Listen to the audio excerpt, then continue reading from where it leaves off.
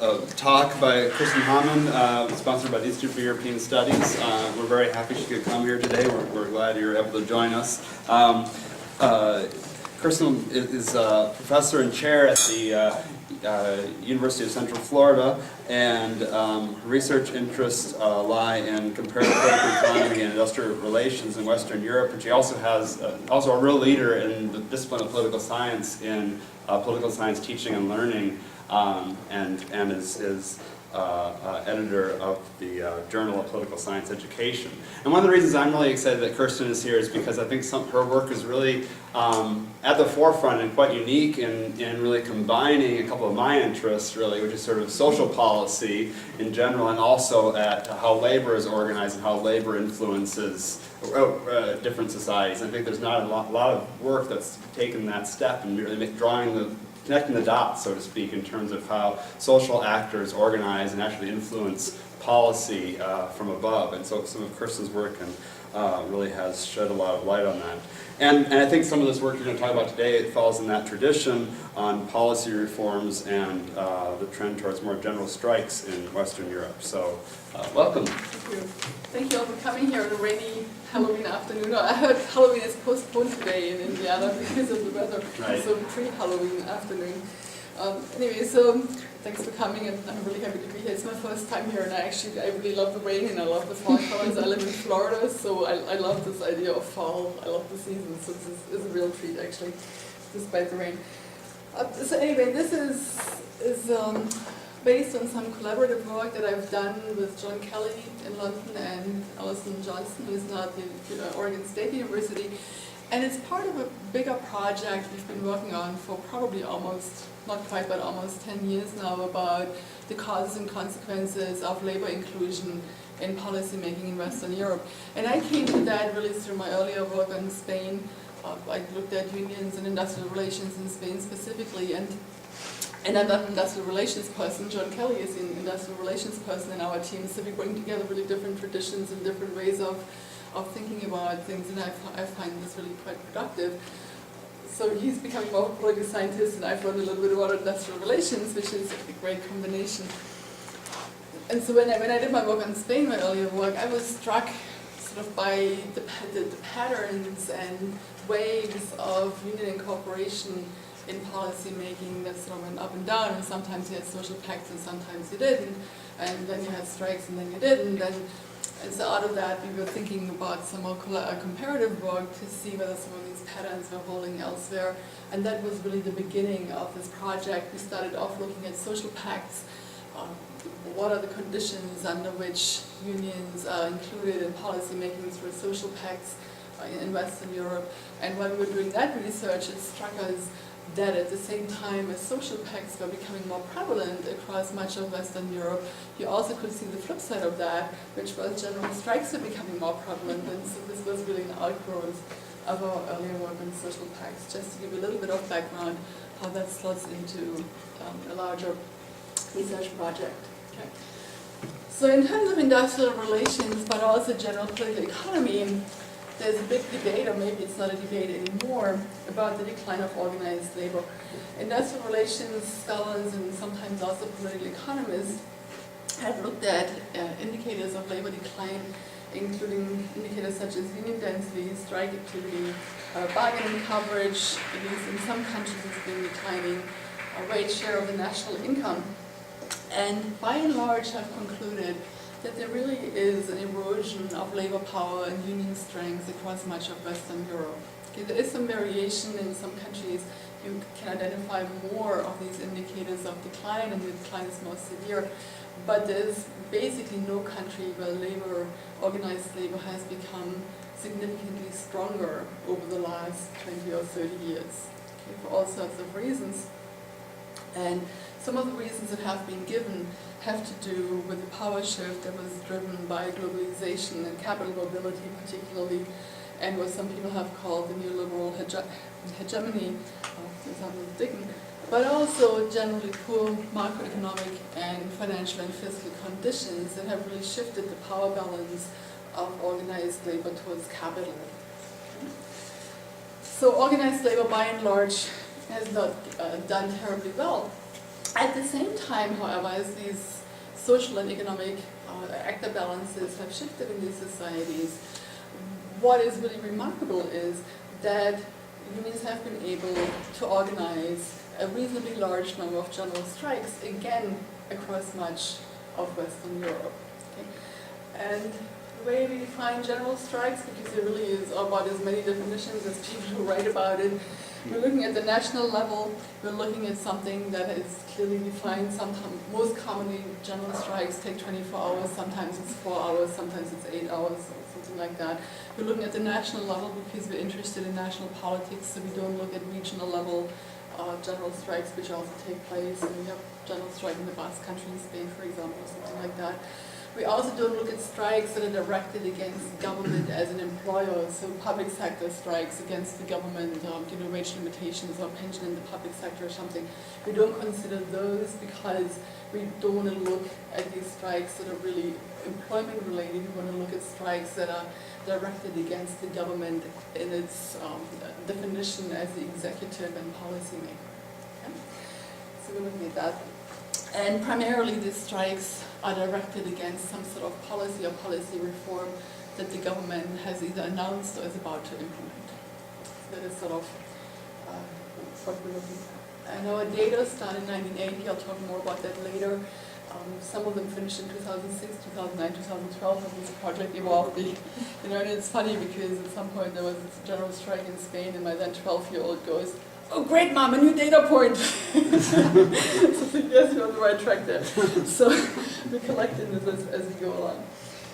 Alright, to give you, some of you have seen this in my earlier presentation this afternoon at lunchtime, just a quick overview for why I think this is a really interesting phenomenon. The light line here, the greenish yellow line, shows a fairly clear trend of declining economic strikes across Western Europe. And I have to say these data exclude Belgium, Greece, and Luxembourg because we couldn't find any really good time series data for those three countries. But I think the general trend is really quite obvious. Since the 1980, economic strike activity against employers has been on a fairly clear decline.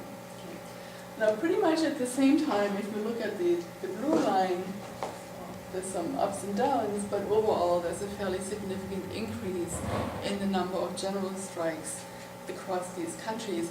And one thing we did, and I'll explain this in a minute why, we ran this separately and took Greece out, and the trend still holds, although the magnitude goes down. Okay, so we checked whether this was really driven by particular countries or not, but this is a trend that really pretty much holds across Western Europe. Now, if we look at this by country, you can see why we double-checked everything without Greece, because Greece is responsible for a large share of these particular general strikes. Okay. So the number in parentheses are the number of strike threats that are included in the overall total. And the reason we looked at strike threats is because oftentimes when there was a strike threat, we found that the government changed its reforms or made some amendments, and that as a response the strike was called off. So in a way there was no need to have this strike because the government reacted, but it must have been a credible threat. So the unions must have announced we're going to have a general strike on August 24th, blah, blah, blah, in order for us to count that. And again, all the data and results that I present later on, we double-checked while excluding the strike threats, and they still hold. So we included them just so we have a somewhat larger number of cases, because overall the number of cases is still quite slim. Okay, but we did check for the threats, and it didn't significantly alter the results. So here the interesting part is, for one, the Greek case, which is special. Then we see a large cluster of strikes up in the Mediterranean economies, but we also see general strikes in Belgium and in Luxembourg and in Finland, and in the Netherlands not so much. Austria and Norway is really not very common. Ireland, Denmark, Germany, Sweden, and the UK have not experienced any general strikes out of the EU 15 plus Norway group, and in part is because of legal regulations. In Germany, for example, the Constitution prohibits what the Constitution refers to as political strikes, because you can't have a general strike, and the same is true in some of the other countries. So this is sort of the spread here across Western Europe. Okay. Now, what are these strikes all about? what are they complaining about? Right. Here we go. Quite a few about wages. Okay, and this is, again, from 1980 till 2012. And there will be more cases here than strikes because some strikes have multiple issues that they combine into one. Labor market reforms, such as bargaining structures, employment protection legislation, work hours, and so forth. Welfare would include unemployment benefits, healthcare, those kinds of things. We excluded pensions because pensions was a really big issue, and I guess still is, and it's a little different because a lot of the pension reforms are deferred, and they won't affect anything until the future. And there's a lot of literature on pension reform, so we separated this out. But if you combine pension and other welfare policies or policy reforms, you will find that that is pretty much the largest chunk of protests is against some sort of welfare reform. And then we have economic policy. Those would be things such as taxation. The last strike in Spain, for instance, was against value-added tax increases, among other things. General budget cuts and so forth. And then the other category we excluded from our analysis because those issues were not related to any sort of economic policy. There was, for example, the couple of strikes against the Iraq War, for instance, in Spain, a general strike against Spain's involvement in the Iraq War, and so we excluded that because it really didn't fit into what we were interested in. Okay. All right. So out of this, we developed 3 research questions. The first thing we were interested in when we looked at this was what explains the variation in the occurrence of general strikes across time and across cases. Why do we see so many general strikes in some countries but not in others? Why do we see more in some years than in others? So how can we explain the distribution of general strikes across time and space? Okay. The second question that we thought was really quite interesting, why on earth are unions calling these general strikes? Right? What do they want to do with them? What do they think the effect is of general strikes? Because general strikes are costly. They cost the union potentially credibility. If they call it a strike and nobody shows up, that's bad. They cost the economy money, which is bad for the people in the economy. And then oftentimes strike effectiveness is measured by a reduction in energy consumption because production will be reduced and so forth, which is an indicator of less economic productivity, so therefore it's costly. So strikes, and they take a lot of people hour to organize as well. Strikes are also costly for workers because they don't get paid, unless there is a strike fund. And I don't know actually how that works in some countries for general strikes. So this is a deliberate strategic decision in most countries. I don't know what Greece do because it's very regular, but in most countries, general strikes are really strategic action on part of the unions, and the question is, well, what do they want to affect with these strikes? And so then the second research question is, are these strikes successful in altering these policy proposals or policy reform proposals? And the second way in which we hypothesize that unions might want to use strikes to affect policy, or might affect something, is through electoral effects. Okay? So these are 3 related projects that we have sort of tackled individually. And today I try to bring this together and to get sort of a bigger picture. By the way, if you have any questions at any point, just ask. I do have a quick question, clarification. Was it hard to distinguish the different kinds of strikes? Put it in these boxes, yeah, was that difficult? I'm just curious, or was it quite clear with the demands that the strikers levied? It's by and large pretty clear. Okay. Yeah. It wasn't that hard. And then so we constructed the database. I'll talk about the data a little more later on general strikes, looking at the European Industrial Relations Review when it still existed. We also looked at the IRA Online database, which does a decent job of reporting on industrial relation events. We used the conflict database, and we also just looked at popular media, BBC or whatever, when they reported on general strikes. So it's a fairly complete database. I have another question. How many if some people go to work, is that still a general strike? Yes. So one thing we couldn't measure, and it would be nice if we could, is the intensity of general strikes. What was the turnout? Was it 80%? Was it 20%? You don't get good data for that consistently that we could use. It depends on who you ask.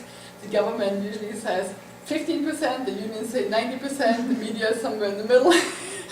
And sometimes it doesn't get reported at all. Oftentimes there's regional variation. You'll find that strikes are more closely followed, general strikes at least in urban and industrial centers, less so in rural centers. So it's really almost impossible to gauge the intensity. Again, you could look at energy consumption and how that drops, but again, we couldn't get that data for all our strikes. So it would be nice to look at that, but it's not doable at this point. It's probably all across the board. Yes, there will be some, for instance, the Spanish strike in 88,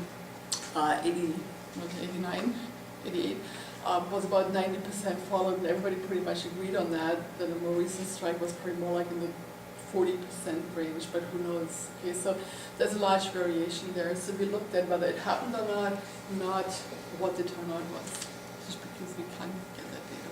It's just not there. So we tried to fit this into some sort of theoretical framework, and that was really challenging because there is no theory of general strikes. And in part there is no theory of general strikes because industrial relation literature really looks at, by and large, at economic strikes and strikes against employers and so forth. Furthermore, general strikes are quite rare occurrences, or at least they were for a long time, and it's very difficult to develop a theory for something that doesn't happen very often, right? Because you can be able to generalize if you have 20 cases, it's a little bit. So in political science literature, it doesn't really look at general strikes because it's more like an industrial relation thing. So it's sort of this, we call it nowhere land, or you could say where the literatures come together or should come together. So we didn't really have much to build on. What was clear is that the factors that the industrial relation literature uses to explain economic strikes don't work for general strikes. Right? You can't have the same factors explain a decrease in economic strikes at the same time as an increase in general strikes. It can either explain an increase or a decrease, but not two things going on simultaneously. And that really is not surprising because general strikes are different beasts. They don't look at workplace issues necessarily narrowly defined. They look at an audience much broader than the unionized workforce or even a class-based sort of workforce in many of these issues. They have a national reach, and they're directed against the government and not against employers or employer associations. So we shouldn't expect industrial relations literature that deals with strikes to make a major contribution to explaining general strikes. So then what we thought about is the way we define general strikes are really political events, and we looked at unions as political actors. And political actors interacting with elected governments. Okay? And that conceptualization of general strikes got us to really look at some of the literature on accountability and also economic voting. And please come in and fill in my gaps as we go along on that. And so what we argued was that a lot of these reforms that we just looked at have to do with cutting people's entitlements in terms of wages, in terms of benefits, in terms of labor market rights and employment protection and so forth. And those are all, for the most part, related to economic factors. And so looking at general strikes as part of the political economy led us to really looking at economic voting literature as a larger framework of reference. Economic voting literature looks primarily at macroeconomic indicators. At the same time, though, it is informed by the assumption that voters care how the economy is doing and how well, in some cases, they're doing in the economy, depending on what part of the voting literature you look at. But these strikes and these issues are not unrelated to economic issues in the country. So voters, by and large, don't like to have their benefits taken away, even though there's a little bit of variation on that. And again, the second part of the literature we look at has to do with blame avoidance. Okay? And I'll get to that in a minute to elaborate on that a little bit. Especially when we look at social pacts, because if you look at how governments make decisions in terms of these policy reforms, they can either pursue reforms through social pacts or they can pursue reforms through legislation without consultation with unions. And when John Kelly and I did this earlier work, we again conceptualized those as strategic choices by governments that were related to electoral pressures, and so it makes sense to expand this argument and use it for general strikes as well. Okay, so we have governments as strategic actors who can play with these general strikes or not, or social pacts figure out how they want to implement these reforms. And we have unions as strategic actors that can figure out whether or not they want to stage a general strike against these reforms. Okay? And that's what got us to this whole idea of accountability. And since we were looking at explaining variations against, variation for these strikes against governments, it makes sense to look at government composition in terms of partisan composition, but also in terms of the strength of the government. So here what we're looking at then has to do with how easily can governments be held to account for these reforms. And again, we borrowed from the economic voting literature there, looking at institutional and spatial factors, coalition governments, minority governments, single-party majority governments are one of the things that the literature has pointed out as being related to voters blaming or punishing or rewarding the government for its actions in the economic area. And what we came up with then for our three questions here is for strike incidents, we asked, are strikes, general strikes, more or less likely with union exclusion? Does it matter whether governments pursue reforms through social pacts or through legislation? Does the partisan composition of the government matter? Does the strength of the government matter? Okay, and we would expect it does, based on the blame avoidance and economic voting literature. To explain strike outcomes, when are concessions more likely? Are they more likely with social democratic, conservative, centrist governments? Are they more likely with weak governments or strong governments? To what extent does accountability play into whether governments are willing to make concessions in response to general strikes or not? And then when we look at electoral outcomes, the economic voting literature suggests that voters punish governments, especially when they occur late in government's term of office. That's just one of the things that we found. But also that institutional and spatial factors matter. And again, that governments are strategic actors who can to some extent manipulate the agenda for which they're being credited or blamed. Okay. So that's the framework behind all this. So to study that, then we used logistical as regression. Our dependent variables were again strike incidents, and the numbers of cases, the number of cases changes here again because the data set developed. We started off with the incidents, so that has 84 cases, covers 1980 to 2006. The strike outcomes, whether governments make concessions or not, 75 cases, and that number of cases is a little lower because we couldn't always identify clear outcomes of a strike. Sometimes there was no information what happened afterwards. And then the electoral outcomes, we were looking at the vote share of the main governing party at the post-general strike election for the lower chamber of parliament. And we're using the main party in government, generally the party of the prime minister, if it's a coalition, and that is fairly well established, I think, in the literature that that's a good approach because it's the largest party and voters don't always know in coalition government who else does what decisions and so forth, so remember that. Our independent variables are, as I said, union inclusion or exclusion in legislation or social pacts. The government composition, we measured that as a percentage of left cabinet seats, but also we looked at manifesto data in terms of where the government parties are located and the government type. We had a whole pile of control variables, standard economic and IR variables, GDP, unemployment, inflation, debt, union, and centralization, coordination, union density, and so forth. And so we use that as some of the standard variables from the literature. All right, what did we find? Let's see. When we look at the strike incidents, how can we explain the variation of the occurrence of general strikes across countries and over time. A couple of things we found that increase the likelihood of general strikes. First of all, when unions got excluded from discussing these policy reforms with governments, they tended to be more likely to call general strikes. Sometimes it was against the actual reform, sometimes it was because they were peeved about the exclusion and really just wanted to get back to the negotiating table. So this sometimes were protests against both the reform and the process.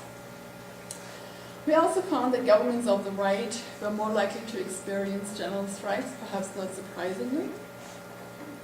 We found that majority governments are more likely to experience strikes, and that jives nicely with economic voting literature because it's more clear or more easy for voters to clearly identify who is responsible for these policy reforms. And we also found that when the economy was doing poorly, especially when we had high unemployment and low GDP growth, there tended to be more general strikes than if the economy was booming, and that perhaps is not surprising at all.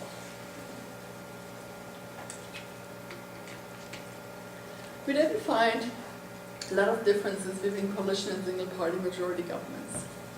That was a little surprising, but it seemed overall it just wasn't significant. We also didn't find any significant effects of industrial relations institutions. And that really didn't surprise me a whole lot, because, again, general strikes are not closely related to industrial relations as such. It doesn't really matter whether the union organizes 15% or 30%, if it's a general call for a strike to the entire population or the entire workforce, right? So you might be more likely to mobilize a few more people if you have more union members, but they are not the audience of a general strike as such. Okay? It's much broader than that. Pension reforms affect more than just unionized workers. A lot of middle class voters get upset when they know that they have to work 2 years longer and their eligibility gets worse and they get less than they used to be. You don't need to be a union member to think that sucks. So we weren't actually surprised that some of these IR variables didn't come out. Okay. So that was the first one, just in a nutshell. The second question, if we look at strike outcomes, and this is really quite interesting, because what we found is that about overall 40% or so of all general strikes for which we were able to quote outcomes resulted in some sort of concession. And when we first quoted that, we differentiated between minor concession and major concession. So minor concession would be sort of adjusting the policy proposal in some ways, make it a little less hostile. A major concession would be like in the Spanish strike against unemployment reform that was basically completely taken back by the Aznar government. Okay. But we had very few cases actually where there were major concessions, and it also presented a problem because then we had no concessions, minor and major concessions, and it was kind of difficult with small number of cases to do anything useful, so we lumped major and minor concessions together. But primarily, I have to say, most of these are minor concessions. Nonetheless, we were quite surprised. On the other hand, you would think it's really not surprising, because if there was nothing coming out of these general strikes, why would unions continue to do that? Let's see. So, how can we explain again the variation in these strike outcomes? What we found here was that concession to unions, government concession to unions in the wake of general strikes were more likely when you had center governments, Christian democratic governments. Less likely with social democratic and conservative governments. And we puzzled over that for a while, because we thought that leftist governments, who traditionally have been much closer to unions, would be more willing to make concessions. But it's actually the centrist governments that were most likely to make concessions. And conservative governments didn't puzzle us a lot, because you wouldn't expect conservative governments to cave into union demands, right? Because that's not what they are about. Neither ideologically, nor historically, nor in terms of their usual policy proposals. The leftist centrist thing, though, is a lot more interesting. And so what we think might be going on there is that once social democratic parties decided, or leftist parties decided, that they really needed to implement these reforms, they couldn't back off anymore, right? At the same time, if you look at party shifts across space, leftist parties across this time period moved quite a lot towards the center. And when we used manifesto data, party manifesto data, to look at that, we found that they moved by 29 percentage points on average between 1980 and 2009 towards the center. So 29 points, I think it was. Whereas centrist parties didn't move a whole lot. They sort of stayed where they were. And in fact, some of them moved slightly further to the left. And now if you look at voting strategies a little bit, somehow centrist parties perhaps were interested in differentiating themselves from leftist parties and sort of create the image of being moderators, whereas the leftist parties tried to sell themselves as being, the modernized Labour Party, what is it, New Labour kind of thing. They're not particularly image-wise concerned with accommodating the unions. Right?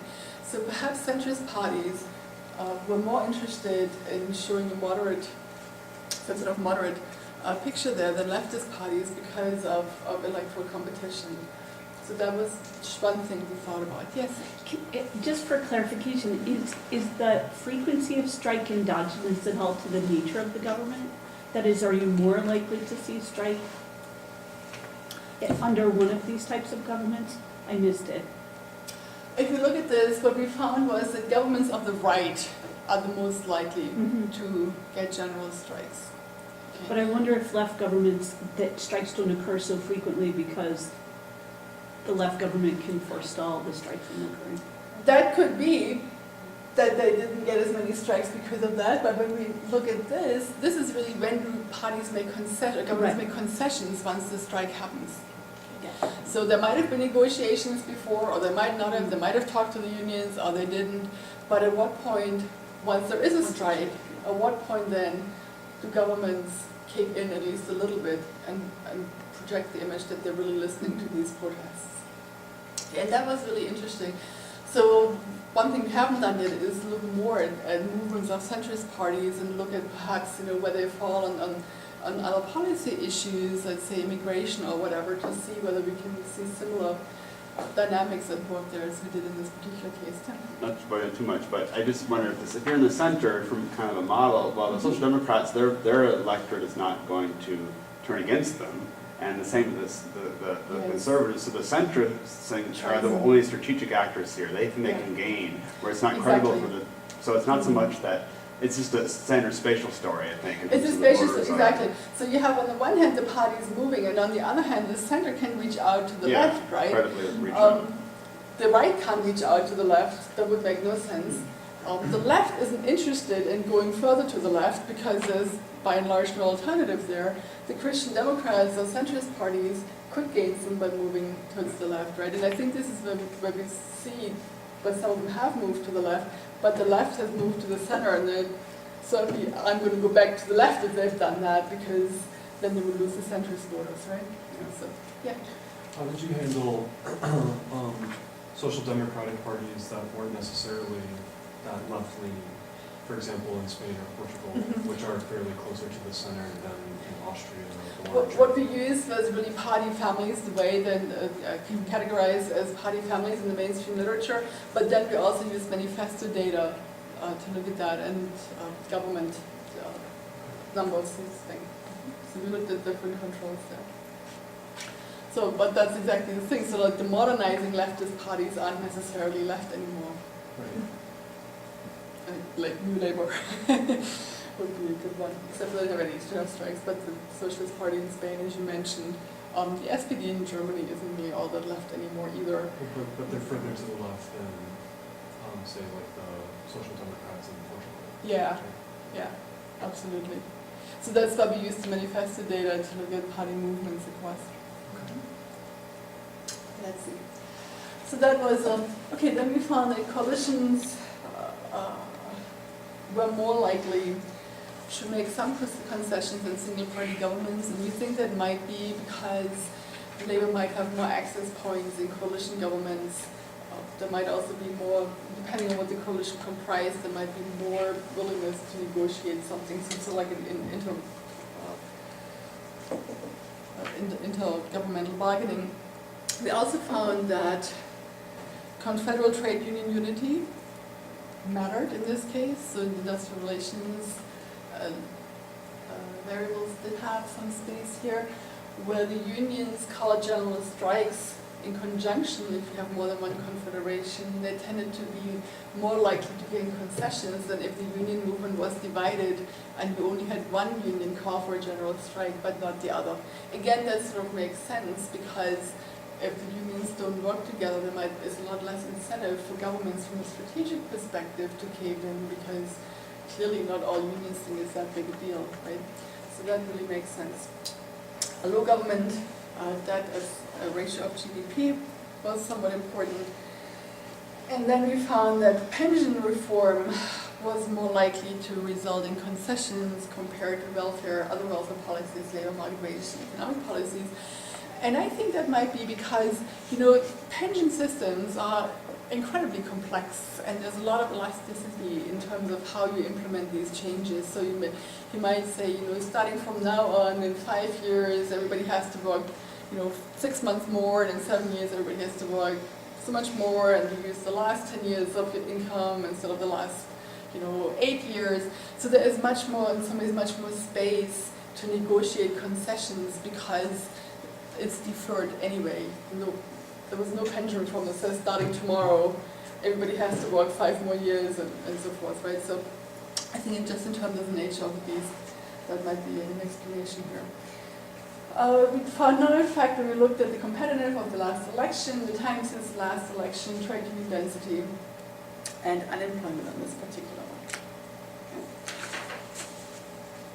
Okay. So if that is the case, and apparently governments have some sort of strategic position, or there's some sort of pattern when governments make concessions, why would governments want to make concessions? And that really leads to the third question: are there any electoral consequences for governments that experience general strikes in their tenure? Because if there isn't, then why would 40% of governments react with concessions to general strikes? So, is that the same one? Did this move? No. There you go. So we looked at electoral outcomes here, and what we found, interestingly, and I hadn't expected that a general strike cuts the main party's vote share, so the Prime Minister's party's vote share, by 2 to 3 percentage points across all our cases. And that was true before and after the onset of the austerity period. Okay? So we checked whether that was more prominent after 2007 or not, but it holds across the entire sample. We also found quite distinct party effects here. Social Democratic and Conservative governments lose a lot more, probably between 5.5 and 7.5, depending on which model we use, of the vote share after general strikes. Center and Christian Democratic governments lost a lot less, and the results were not as significant. It was still significant, but not at the 0.5 level, whereas the Social Democratic Conservative results were highly significant and stronger.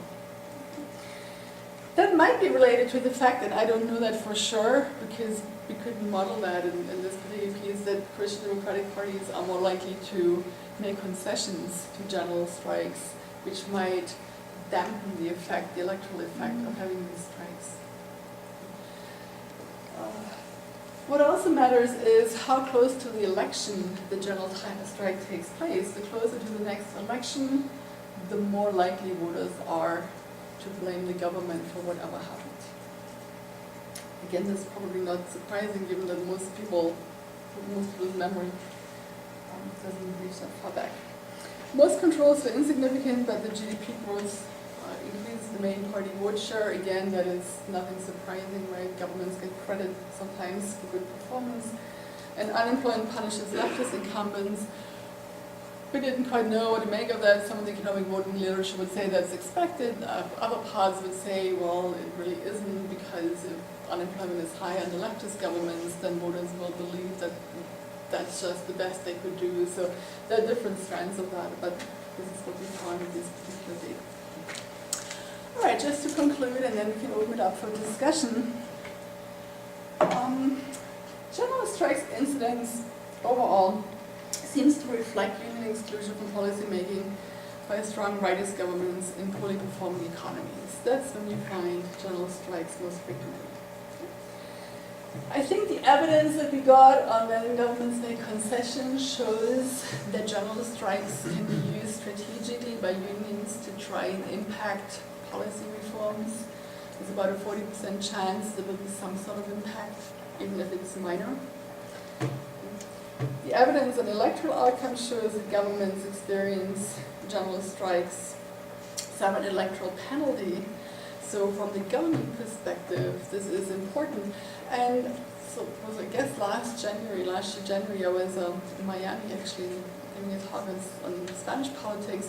So I read the Spanish papers in the morning, and there was this soundbite. There was an EU summit, and the Spanish Prime Minister didn't know he was being recorded, but he said to one of his colleagues, I think it was the Dutch colleague, he says, "This reform will cost me a general strike." Right? And he had no idea that this was being recorded.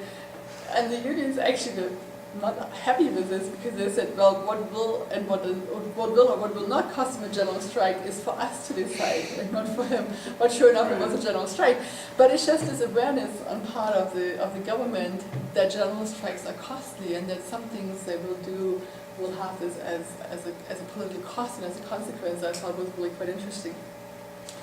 And so finally, I was sort of thinking at the power of organized labor, the role of organized labor when the economic power is in decline. You know, what can we learn from that? Do we have to rethink them in terms of their role as political actors a little, as perhaps moving away a little bit from representing primarily certain parts of the employed workforce to apparently increasingly having a public voice about public policy reforms. That was that. Thank you very much. Okay, thank you. Why don't we open up for some questions?